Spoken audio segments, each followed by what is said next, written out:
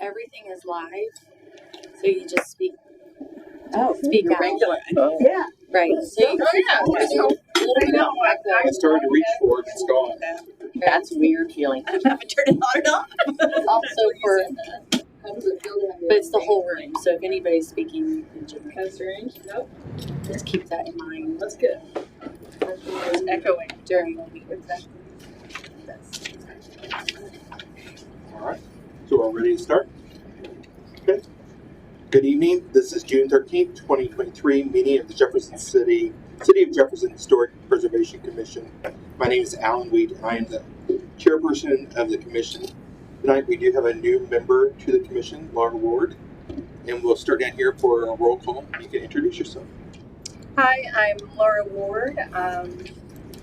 I served on this commission back in early 2000s for 6 years, and then I decided to get more involved on Historic City of Jefferson, serving on their board for 8 years.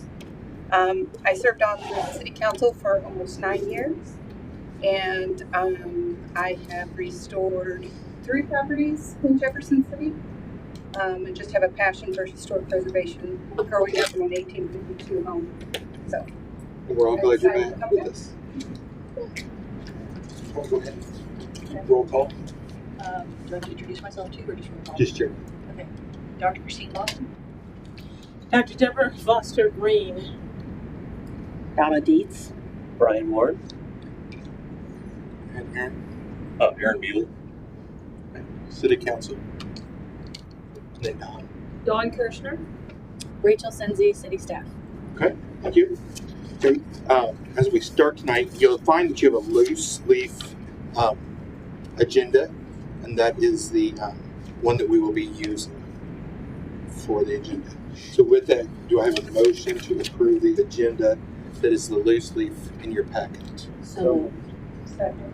Okay, we have first and second. All those in favor say aye. Aye. Okay. Hearing all ayes, any opposed? Okay. The next thing, can I have an approval of the May 9th, 2023 regular business meeting minutes that you have? So moved. Second. We have first and second. Any discussion of that? All those in favor say aye. Aye. Any opposed? Okay. We have any old business? Okay. New business. First item is the demolition review for the structure of 215 West Atchison Street. yes, thank you. We received a demolition application for an ancillary structure. It's a garage located at 215 West Atchison Street. The garage, when we were doing property research on the property, Sanford maps had several structures kind of over time. We went back and looked, and we do not believe that what is on the 1933 to 1943 Sanborn map is the same structure as what's there today. There's asbestos siding as well as a fiberglass roof, and the foundation board looks more modern than an older structure. Can you hang on just one second? Yes. Is there any way to turn it up some? Is anyone else having a problem Here. hearing a little bit? Maybe it's just me. You can't hear me, or is it the echo? It's just like an echo with it. There is a little echo. Yeah. They are working on it. It's something that keeps. This is the fourth meeting I've had, and it's just something that they keep bringing the folks back for. Okay, sorry. That's okay. Can be distracting, so I apologize for that. The garage, we feel it was existing somewhere between, we think 1940s, maybe late 1940s. It did appear on the 1974 aerial map that we have. The 1960 map was inconclusive to determine if it was there because it just wasn't, it was too grainy of quality, photo quality. So we believe it was circa 1940s for the age of the garage. The purpose of the request is to demolish the garage. According to Minmo GIS, the structure located at this location, the house itself was built circa 1897. And the demo request is only for the garage that's located in the back. Staff analysis, it is a contributing structure in the historic South Side, Old Munich multiple property submission. The property is identified as Charles J. and Claire B. Schmidt House in the National Register of Multiple Property Submission. It is a contributing ancillary structure to Missouri German vernacular residential structure with folk Victorian influence. It is also listed, the entire property, along with the contributing structure, is listed on the National Register.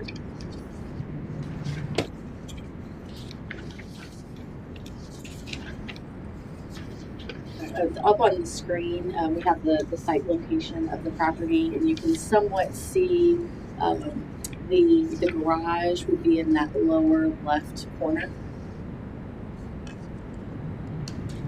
For staff recommendation, due to the owner willingness to comply with the nuisance order to demolish in the current state of the demolition by neglect, it is staff recommendation the council approve the application for the demolition permit. In reviewing section 8-43 of the review criteria, we really went step by step through the review criteria because it was listed as significant. Also within your packets and up on the screen are photos of the property as it exists right now. There is a nuisance order to abate by our code enforcement, and so far the applicants have been compliant with that.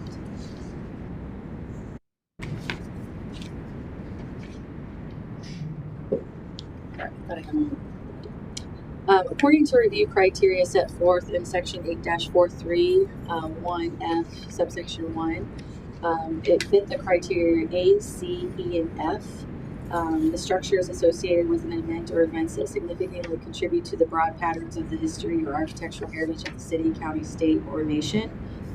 C, its embodiment of distinctive characteristics of a type, design, period, and method of construction. E, it exemplifies the cultural, political, economical, social, or historical heritage of the city. F, it contains elements of design, detail, material, craftsmanship, which represent a significant construction innovation. So it's important to note that we don't really look in this group of criteria. We don't necessarily look at the condition of the structure. We just look at the value of its historical character, integrity. When we look at the next set of review criteria, the visual or spatial relationship of the structure or designated landmarks, National Register sites, or the streetscape of a local historic district or National Register district. Also, the architectural, cultural, historical, contextual character of property designated as a local historic landmark, local historic district, or National Register district. The review criteria, which is kind of that final set that talks about the next steps. Staff found that the state of deterioration, disrepair, structural unsoundness of the structure, and the practicability of rehab, the Historic Preservation Commission may request the applicant to submit documentation of other information necessary to determine whether the property can be rehabbed or restored with a reasonable economic return to the owner. It's staff's opinion that this property is not feasibly able to be rehabbed. When looking at our existing neighborhood plans, the Southside Old Muniford plan maintains land use as a single-family residential. And noted in the application, the applicant will not salvage any architectural features. So it is the formal recommended motion is that the demolition application for 215 West Atchison, the ancillary structure at 215 West Atchison Street, is recommended for approval by this commission. And I will note that the property owners are here if you have questions for them. Do you have anything that you would like to say about the structure? I'd agree with the staff assessment that it probably was built in the 1940s. It's not nearly as old as the Schmidt House itself. It was listed on the National Register because at the time the house was listed, the garage was old. There was no reason not to list it. But without the Schmidt House, I don't think this would have been included. This is not the main feature on that property. We tend to keep that house. And Jay, there's no architectural salvage worth anything in there, is there? No. Didn't think so. We've owned this property 32 years, Yeah. and the tenant has never made use of the garage. We've never rented it. It's never been any profit to us, and it's our contractor has told us it would take about as much money to fix it up as it would to tear down. So we've decided just to remove it at this time. Any other questions? And it would be accessed from the alleyway? Right, that's the only access to it. And is the alleyway still Is it still used or is it abandoned? Yeah, there's. It's still houses on it. okay. That's what I thought. Yes. May I see a picture of the front view? That's The garage doors face the alley. the alley.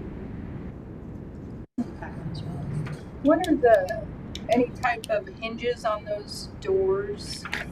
It's got a slide mechanism across the top like. Okay, and does it have the rollers? If it does, they don't really function very well. Those are pretty desirable. I just purchased some.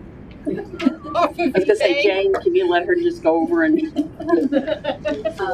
mean, I don't have a use for them at this time. I'm just saying that it could If be they lay on something. the right of way over 2 weeks and you don't pick them up, then we'll have to deal with them otherwise. Give them to the HCJ salvage shop. Okay, we can leave them there. They're gonna be there. Any other questions? I will make a motion to approve the demolition application for 215 West Atchison Street garage. Okay, first and a second. Don, are you? Yeah. Roll call. Dr. Green? Yes. Donna? Yes. Dr. Boston? Yes. Mr. Warren? Yes. Alan? Yes. And Laura? Yes. Motion carries. Thank you. And we'll send you a letter as well as the building official for the demolition permit process. All right, thank you. Okay. Next is the historic Jefferson City Community Bike Ride. Yes. So we had, thank you to all those that helped. Dr. Boston presented the Frank Miller properties, and Donna opened up the I'm getting it wrong, the carriage house or The Veterans Cottage. the Veterans Cottage at the cemetery. We felt that it was overall a success. Those parks said that about half of the people that participated were new faces, so they were pretty excited about it. We had approximately 40 riders show up.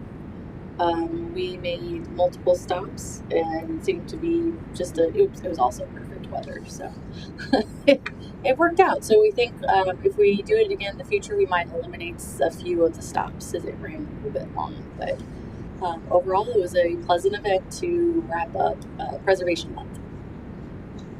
And you can see more. We provided a link in the packet so you can look at more photos. MSP update. Oh, here's more photos. Sorry. Oh, sorry. Look at this. Well, we'll leave it there because it's MSP. So we have been working with, I'm not sure where it left last off, but since the hotel developer was not able to make the development happen, kind of went back to the drawing board. Our Economic Development Administration grant had the hotel developer as a jobs beneficiary, so they were bringing jobs to the table, and that was one of the reasons why we were able to get that grant. They've been gracious enough to work with us to try to use jobs from the One Health Lab and the Primary Care Association that's supposed to be developed in that area. We did receive, we think we're going to get about 21 jobs from the State Health Lab. We need to work with still with the Primary Care Association to see if they're if their development is going to create any jobs. So there's still life in EDA to date. We're still actively working on the programmatic agreement with EDA, the SHPO, DNR, and the Office of Administration. And we feel that we have one more meeting tomorrow, but the next phase is to the consultation phase where we will bring in Cole County and the Miami tribe. So we're going to start our tribal consultation with the programmatic agreement. And then we're going to have a public engagement. And I know we've kind of had that conversation before where we allow the public to come in and comment on the project. And I was hoping that we could, if timing works out, that this body could host that public meeting, because it just fits right in the realm of the mission of what the Historic Preservation Commission is about. If all goes well, it could be the July meeting. But we'll go ahead and start that. It depends on when we hear back. Sometimes the tribes take a little bit longer to respond, but we will keep you updated. If it's not July, it's likely August, and then we can get moving on that project. Next, Missouri Preservation Conference recap. Yeah, so last Wednesday, Thursday, and Friday, Missouri Preservation hosted a conference in Joplin. Brad attended. He's not here tonight, but he did go.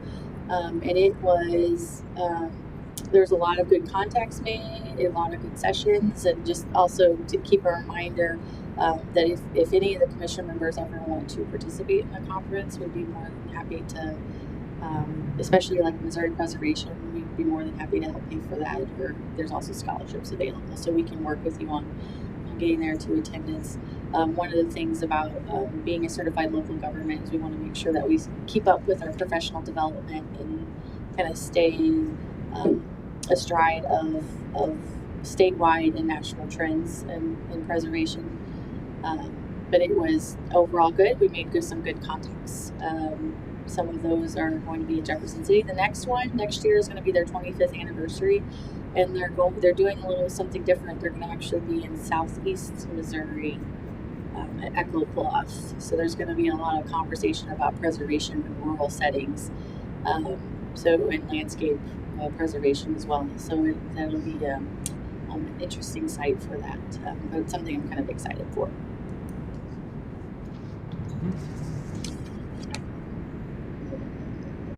Let's see, HPF grant updates.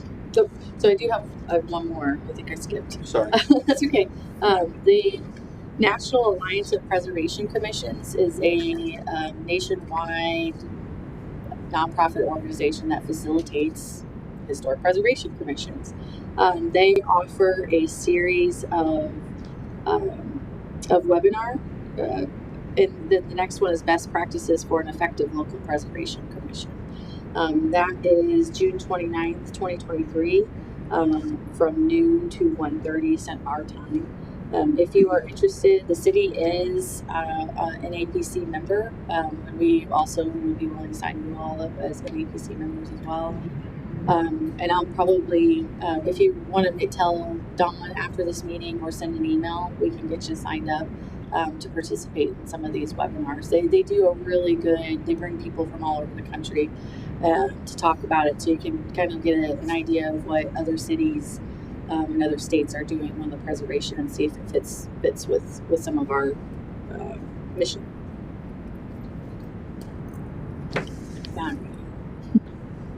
Sorry, Ellen, I got a little mixed up there. What was it? Oh, it's right. It's all right. That's okay. I wasn't following the screen, so. So are you on the HPF grant updates? Yes. You've done Yeah. those, both of them? Design Gotta guidelines? do it now. So the Historic Preservation Fund updates. We have 2 grants.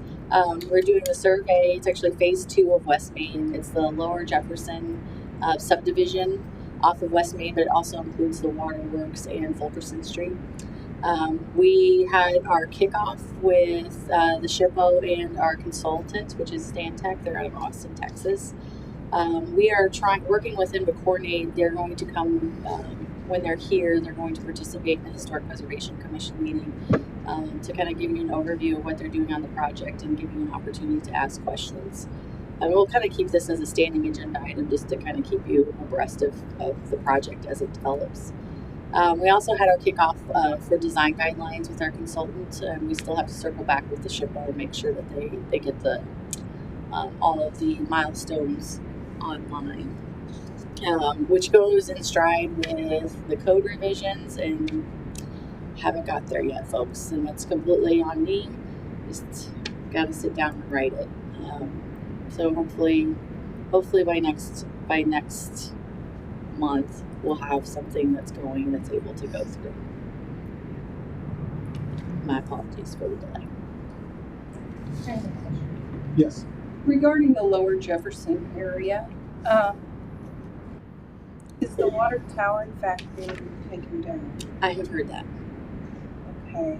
And if so, which was built in 1888, if so, would they have to come through? They do. So American Water did reach out, I would say about a month ago, just to ask about the process. They're still trying to figure out, they're trying to figure out they're still developing their project, but they wanted to know what the process was for their planning. So they talked about the waterworks as well as the standpipe. As well as the, I'm sorry? The standpipe water tower. Is it still in operation? Yes. It is still.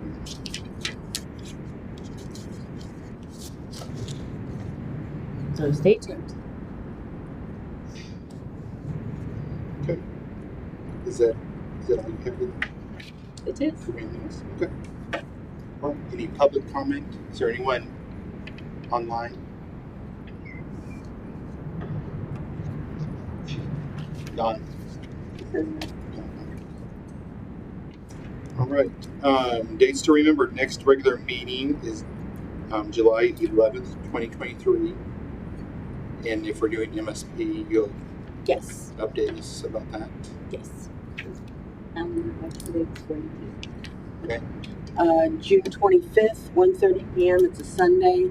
We're doing an authors forum. All of the local authors that do historic, like Jeremy Hemick, Michelle Brooks, Dottie Dahlmeyer, Gary, I forgot his last name. Kramer. No, Gary Kramer, the other Gary. There's another Gary. I can't think of his last name. Anyway, they're doing an authors panel to talk about how they've researched, what they've done, how they've written, what they're doing in the future, and so forth.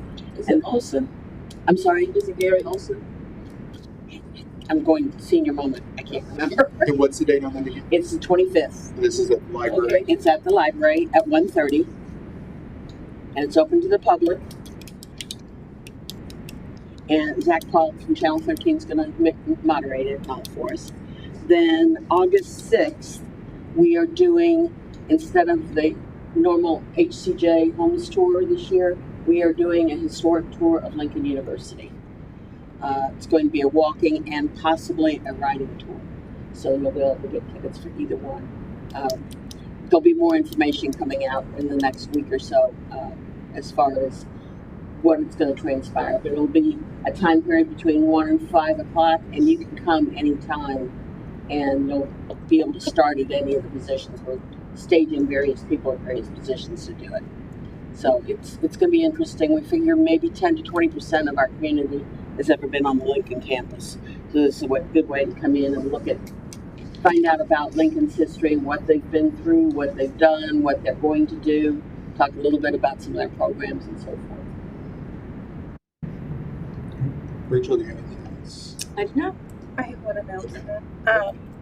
This Thursday at 5:30, Historic City of Jefferson is recognizing the restoration of 624 East Capitol.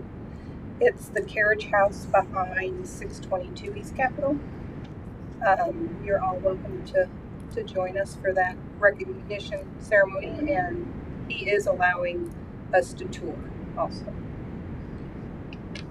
What's the address again?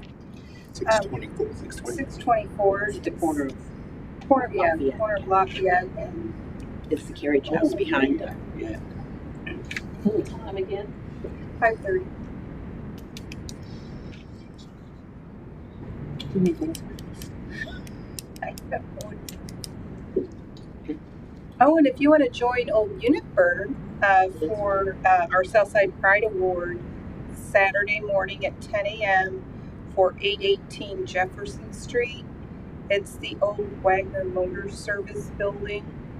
If you've driven by, you've noticed it's now painted a really cool blue color. It was practically falling down. Well, not falling down, but it looked really, really bad. But anyway, Home Unitburg is recognizing the owners for taking pride in the neighborhood and working on that building. We updated on Dunklin 6. I'm gonna mess up the address. The one, the Missouri Abandoned Homes process. There's In the old area of Yeah. Dunklin, next it used to be the bar. Was it the bar or was it Mason's Place. Mason's Place? Yeah, that Munichburg got ownership of. Oh, I don't know that we've updated. It's working.